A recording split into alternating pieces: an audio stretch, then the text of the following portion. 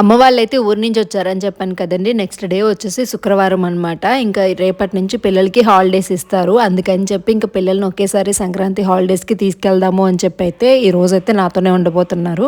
అది కూడాని శుక్రవారం కాబట్టి ఇంక ఉదయాన్నే టైం 7 అవుతుందండి.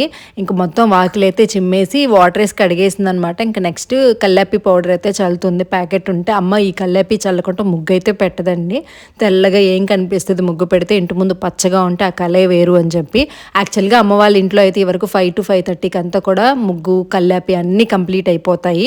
బట్ ఇక్కడ ఏమైందంటే అండి మేము హాల్‌లో పడుకుంటాం కదా వర్క్స్ అవి చేస్తూ. ఇంకా దానివల్ల మార్నింగ్ లేచేసరికే 6:30 అయిపోయిందనమాట. ఇంక ఇంట్లో పనులవి కంప్లీట్ చేసుకొని బయటకొచ్చేసరికి కొంచెం లేట్ అయింది.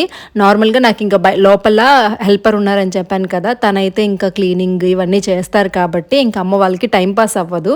అందుకని ముగ్గులు పెడతా కూర్చుంటదనమాట ఎండబడేంత వరకు. కంప్లీట్ చేసిందైతే మొత్తం అమ్మనే ముగ్గు పెట్టింది అంతా. నేను ఇంకా పెద్దమ్మ, లౌకి అందరం కలిసి కలర్స్ ఫిల్ చేయడంలో కొంచెం హెల్ప్ చేశామనమాట. ఇంకా నానైతే నా మొక్కలు ఉన్నాయి కదా! మొక్కలకైతే గడ్డి తీయడము, నాన్న మంత్లీ వన్స్ కానీ 2 మంత్స్‌కి 3 మంత్స్‌కి ఒకసారి వస్తూ ఉంటారండి. తను వచ్చేలోపు గందరగోళం అయిపోద్దనమాట గడ్డి ఇవన్నీ. నాకైతే టైం ఉండదు కాబట్టి ఎక్కువ మొక్కల దగ్గర నేను టైం స్పెండ్ చేయలేను.